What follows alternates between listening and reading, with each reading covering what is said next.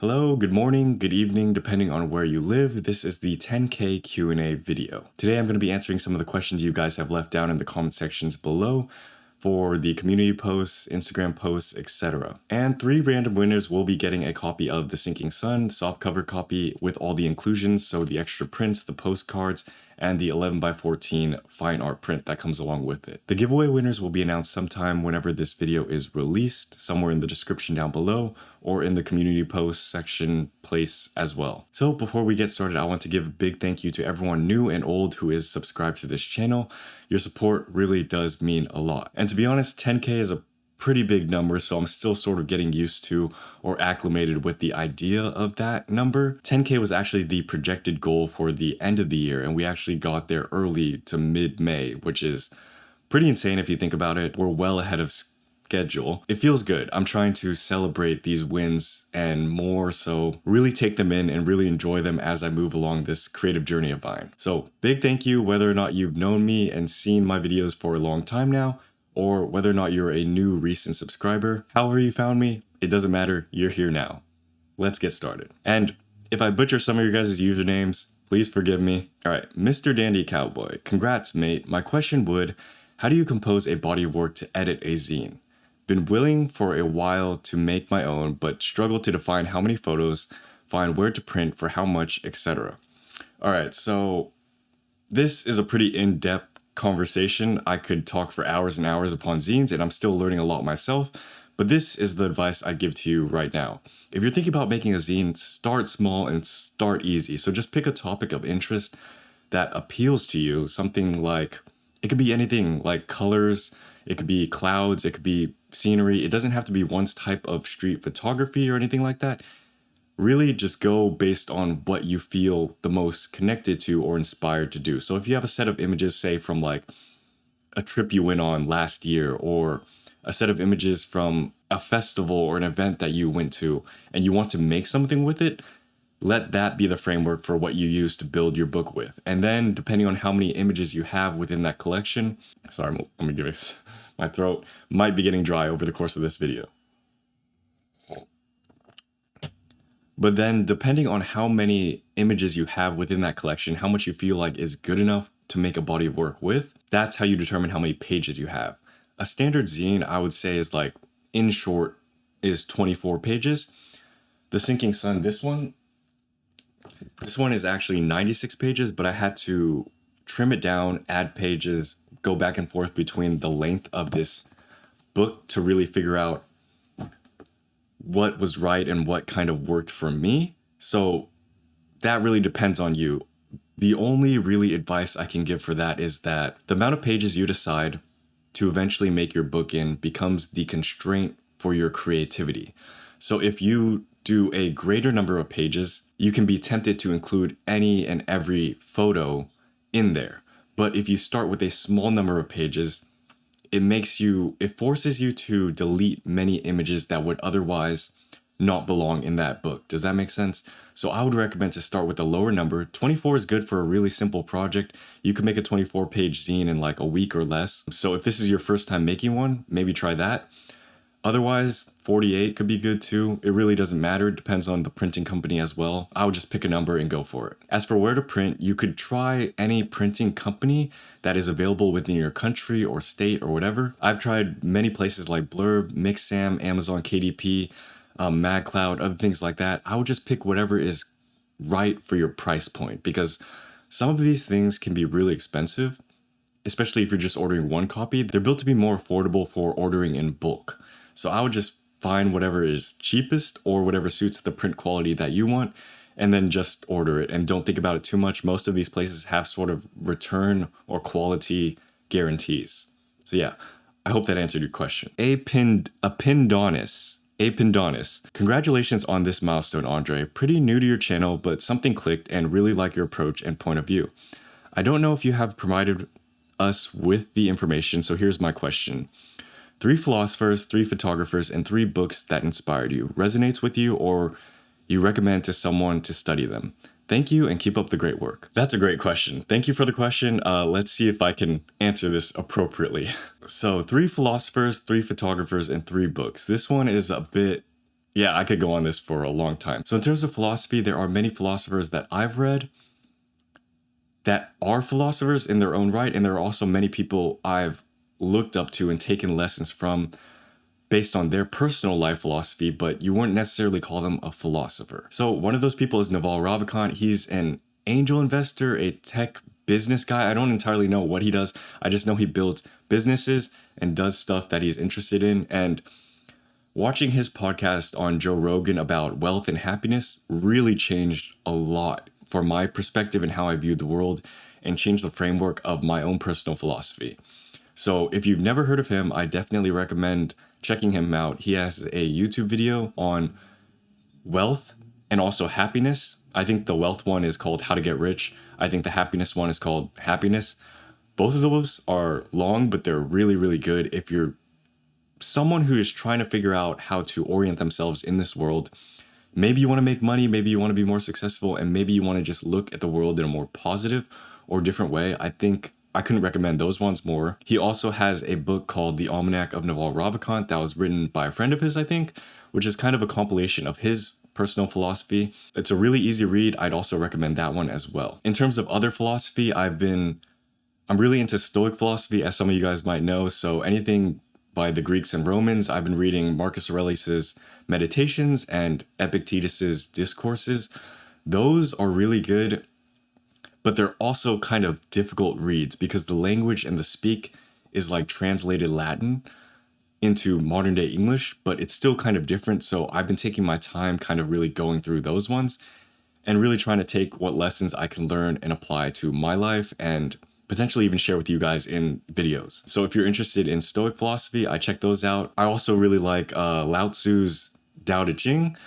That one is really good in terms of Eastern or Chinese philosophy. It's about Taoism, or the Book of the Way, basically. If I could explain that in one phrase, it would be something like understanding how to be effortless and the art of non-action. So just understanding that this world we live in and the way we orient ourselves in the world is one of trying to like hit our heads against the wall. We're trying to swim upstream oftentimes in life. And if you understand the way the world works and the way life works, or at least you can adopt a different framework of mind, you can be more like the salmon swimming downstream, right? And you can be you can flow with life instead of fighting with life. And so I think that book is a really easy read. It's a good one to keep rereading over and over and apply to different areas of your life if you're interested in more Eastern philosophy. In terms of photographers, there's actually not too many. I take a lot of inspiration from people who are outside photography. So it sounds kind of weird, but I have, however, picked up a few photo books recently that I am going to share and talk with you guys about. One of it's Joel Meyerowitz's Cape Light. So that one's a pretty good read. And then another one is, actually, let me grab them real second. All right, so the photo books we have here, this is Joel Meyerowitz's Cape Light. I found this at a used bookstore for pretty cheap. And this is Zalmai, I think it is, Return Afghanistan and Retour Afghanistan. These are two books I've gotten recently that I'm slowly going through, and they're really good. I like Joel Meyerowitz's one because it's interesting. I'll talk about more of these in like a different video, but I think it's interesting because of the way he goes about photography. He's well known for his street photography, but in Cape Light, it's more of like everyday, nice slice of life moments. And I like the contrast between street photography and that because it really emphasizes that you can do whatever you want in photography. You don't have to stick to one genre. You don't have to stick to one style of photos, and you don't need to pigeonhole yourself into what everyone else is doing. And then Return Afghanistan, Retour Afghanistan is really interesting too because it's a kind of a war photography, documentary, journalistic style of photography, which I'll never do because I personally will probably not find myself in those situations. But I respect journalism, documentary photography, and war photography because the images that come out of those are amazing. And also the themes behind those kind of books are more real. They're more, they actually matter, kind of, is what I would say, because like, The Sinking Sun is just a book I built for fun about my own personal philosophies, but those kind of connect with real world struggles and real world modern events that are going on in everyday life that you or I might not be a part of, but those are very real stories. So I respect that kind of photography while fully knowing that I myself probably would never do any of that style photography. So I hope that answers your questions. Those were some philosophy, some photo books and stuff that I would recommend if you are interested in that kind of stuff. This has a bunch of underlines, but I'm just gonna assume it's pronounced grump. Exercises to get out of a creative slump, or maybe ways to practice photography. Either getting practice to get comfortable with new gear, or maybe practice when stuck at home or in suboptimal environment. Thanks for the opportunity, Andre. Thank you very much, Grump, for the question. Thanks for your support. And the best thing I would say about that, so there's multiple questions here, so I'll answer one at a time. Exercises to get out of a creative slump. To be honest, I don't have a lot of creative slumps.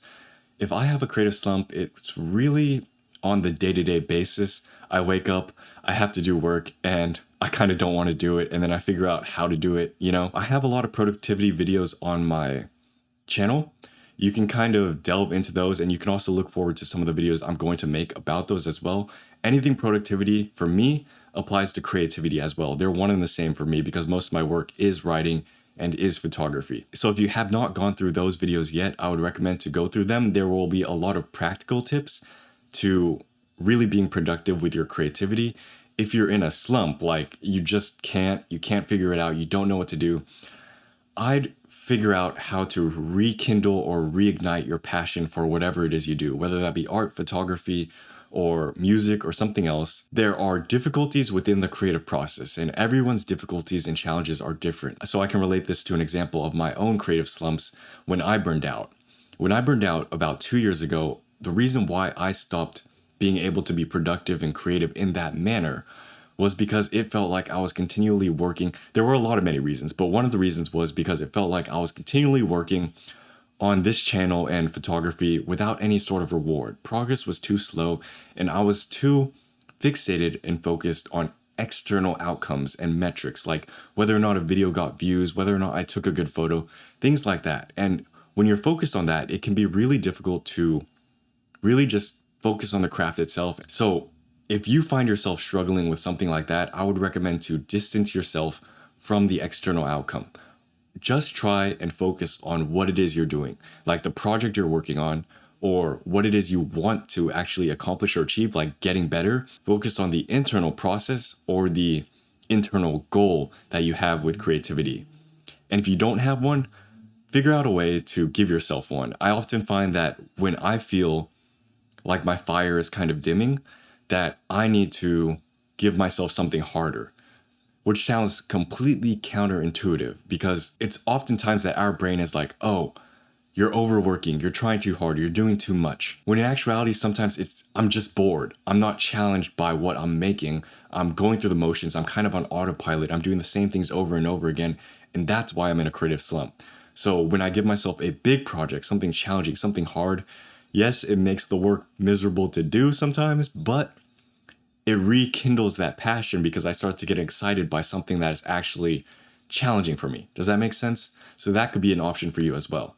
Now, other things, if you want to practice or get comfortable with new gear, or if you're stuck at home or in a suboptimal environment, I actually have something big that I'm working on.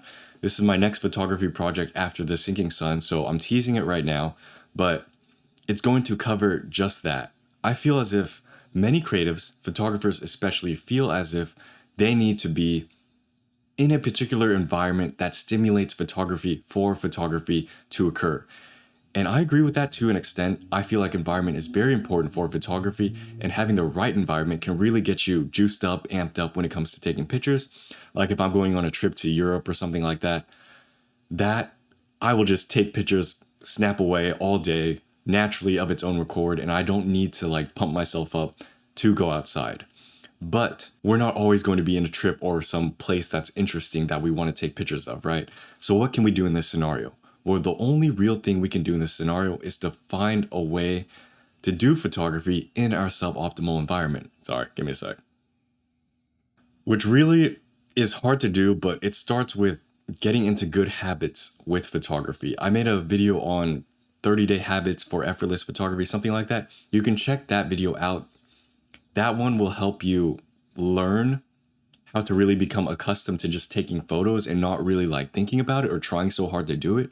It's really about just living life, and photography happens. You know what I mean? I would also encourage you to not think you need to be in a place like LA or New York to do anything like street photography, or, Yosemite or Yellowstone to do anything like landscape photography.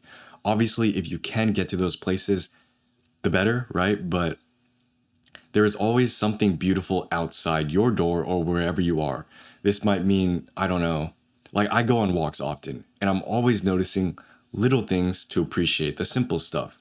And for me, that's a lot of my photography, is really just paying attention to these little moments that happen every day around me and taking pictures, snapping those, regardless of whether or not I think it's like big or immense. So I'll show some examples right here on the screen. One you'll see is an epic, vivid, beautiful, I don't know, sunset. Another is just going to be some ordinary plants or some ordinary streets or whatever that I took just because I thought it was interesting. I would try to really follow your eye and allow yourself to be captured by these little moments. And that's how you can take photos in a place that might not seem so interesting to you. Yeah, I hope that helped. All right, Samarpan9382, 85mm or 50mm for portrait. Oh boy, I am the wrong person to ask this kind of question because I don't do a lot of portrait photography. If anything, I do a lot of street and candid portraits, but I'm not really like setting people up for shots. I've done weddings in the past, but honestly, that's not my specialty either. So take it with a grain of salt because I'm not the best person to ask for this kind of question. I'm going to assume you're talking in full frame equivalents. Okay, so 50mm would be a 35 equivalent and 85mm would be something like a 60 equivalent in APS-C terms. So if you're looking at 50mm, that's like your nifty 50. I think that's a good standard all-around lens, and it would be the one I personally recommend because I don't have much experience with an 85mm full frame. I think that would be better for if you're trying to get close-ups and detailed shots of, say, people's faces or maybe people's expressions or, chest up, waist up type shots. I think a tighter lens would be better for that, but I would recommend the more all-purpose lens because then you can really experiment, practice different angles, practice different shots without having to get too constrained by the 85mm. Because the problem with the 85mm is that is something you'll buy if you know you need it. Does that make sense? If you're doing a bunch of portraits and you find yourself in a situation where you need to get closer or tighter focal length, then you'll need a lens like that. But it's less versatile than something like the Nifty 50, where you can also use it for street photography. You can also use it for landscape and everyday photography. So that's the one I would recommend. Get that one first, and then that'll give you clues on whether or not you need the 85 later. Make sense? I hope that helped. Galiden. Sorry. Galiden. Street and travel camera and lens setup for 2 weeks or longer trip. Your choices and why. So I've got my travel camera set up. Maybe I'll do a camera bag thing this year. I haven't done one of those in a while. But my main travel setup is the X-T4 with the 18-55 and the X100V, or I guess the X106 now. I've got that pretty much set whenever I'm going everywhere because the X-T4 will allow me to cover video and photo. The 18-55 allows me to capture pretty much everything I need. I don't often find myself needing a really, really big, tight telephoto zoom lens or a really wide lens, so 18-55 is perfect for all-purpose type stuff. And the X100V is low-profile, casual point and shoot, so that's what I would bring every day to like coffee shops, restaurants, etc. So those are the two lenses and body combinations that work really well for me. I have a trip upcoming this year, and I might bring the X Pro 3 with that as well, and we'll see how that does. But if you're struggling to figure out what works for you, I would recommend just pick the focal length that works best for you, and then pick another one that covers like a variety. So like your favorite prime, and then a zoom lens, a solid standard zoom lens like an 18-55, and you should be good. All right, moving on to, I think, Instagram questions. Let's see. Aro Ivan. Any tips for photographers who are new to printing their work? Just in general, if you're new to printing your work and you want to start printing your work, actually, this is kind of out of order. I would first recommend you print your photos at somewhere like Costco or somewhere cheap and affordable where you can really just get stuff on paper, right? Does that make sense? For a cheap, affordable cost. And then once you understand that process more, I would then invest in a printer. It really doesn't matter what brand, Canon, HP, Epson. Pick whichever one fits your budget and suits your needs and then go with there. And then the most important thing I could say or recommend for photographers who are trying to print their work, whether it's for yourself or whether you want to sell, the most important thing is paper. I would recommend using first-party ink over third-party ink, but beyond that, focus on paper, because paper is going to be what your images sit on. Paper is what you have the most control over in terms of choices. And paper is what's going to make the difference between a image with bold, vibrant colors and an image with flatter, softer colors. And so paper is really key. Learn paper. I also will be making a lot more printing videos in the future, so hopefully those will answer more of your questions. I'll get into the nitty-gritty weeds and details between those things. And yeah, look forward to those, but focus on paper, if I had to sum it up. The right paper makes for a really big difference in print quality. Moving on. Instayek says, I think this is responding to a question I put on the Instagram poll, which was, what would you like to learn about photography? And Instayek responded with, WB photos scanned when shooting negatives with Digicam using free software or basic Photoshop tools. All right. So that was probably a fault on my part for putting that as the Instagram poll question or whatever, but I can't help you with that. I have no experience regarding that. I hope you figure it out. I hope you learn from someone else's tutorial. I don't know. But thanks for responding to my question poll thingy. Anyways. Sorry I can't be much help for that. All right, Cyrus Olinger asks, where do I get an x100VI? That's a great question. I wish I knew. I think the last time I checked, every x100VI was back ordered. I think your only real option is to buy resale on eBay or something like that, which kind of sucks because resale prices are insane. The last time I checked, x100VIs were going for like $2,300 and the retail price is $1,600. So yeah, unless you're willing to pay that much, I would recommend just back ordering it and then getting it whenever it comes, because otherwise you're probably gonna never get your hands on one. I was lucky personally because I pre-ordered mine the day they dropped. I knew it was gonna be a popular camera. I didn't think it would sell out like this, but I knew I was gonna buy it because I had the V, and that was it for me. I knew I was gonna get the 6 way before it was released, and yeah, so I got lucky. But your options are to either buy from resale or back order. I'd recommend to back order if you actually really want it, and just wait because it'll save you money. Unless you have that kind of disposable income, then all the power to you, right? Liam Alexander, I think it is, asks, any future video ideas that you've kept back but will eventually make? Yes, a lot. So the way my creative process works, and maybe I'll talk about this more in future videos if you guys are interested, is I have a lot of videos. I must have hundreds of video ideas compiled within like a Google Docs or Google Sheets. And those are just on back order to get shuttled into this whole YouTube algorithm thing. So yes, I have a ton of videos ideas. I also have dozens of scripts that I've completed because I write every day that have not gotten recorded and not edited yet. And I also have tens or so of videos that I've recorded, but I'm still working on editing. So I am the biggest bottleneck in this channel. I would hire a video editor or someone to help smooth this thing over, but I ain't got money for that yet. So as of right now, I have to do everything myself. So there are a ton of videos, ton of ideas that I have on the way that I really want to get out and share with you guys, but it's just going to take some time, man. It's going to take some time because right now I'm going at 1 video a week. If I could get to 2 videos a week, that would be amazing. But that is a pretty big jump in terms of productivity that I'm still trying to figure out if I can get to. So plus I'm working on other things like more photo books and other special stuff to share with you guys as well. So yeah, it's going to take some time, but I'll give you guys what you can look forward to. There's going to be a lot more camera reviews because I have a lot of stuff that I've been testing. So if you're excited for that, fantastic. There's going to be a lot of stuff about photography, the creative process, learning more about, sharing more about what I've learned in the recent months and my photography trips to help you guys in your journey. If you guys like that, which I hope you do, there will be plenty more of those videos coming soon. And then also I want to expand this whole printing, photo printing thing. So I know many of you guys are interested in photo printing and there's not a lot of good information out there. I had to learn and teach myself a lot of it. I want to bring and share a lot of that stuff with you guys. And yeah, there's a lot to do, so much to do. So anyways, that seems to be it for the questions. I will pick a random winner between all of the comments, or 3 random winners between all of the comments using a random number generator, and then I'll announce it somewhere in the description below and also in a community post separately as well. And those guys, again, will get a limited edition softcover copy of The Sinking Sun with all inclusions, as well as the 11x14 fine art print. So look forward to that. Congratulations in advance to the winners. Thank you again.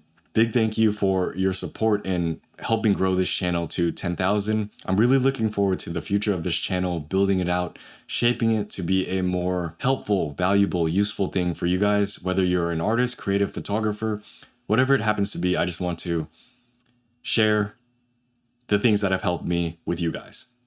And so we've got a lot of exciting stuff coming this year, next year as well. And yeah, I'll be back. I don't know, maybe when we hit 20K or something like that. Thanks for watching. Have a great day. I'll see you guys in another video. Peace. Bye. Oh, I'm tired. Usually I don't talk that long or that much. Actually, that's a lie. Sometimes some videos go very long, but it's been a while since I just rambled like that. Yeah, my throat's... I gotta work on that.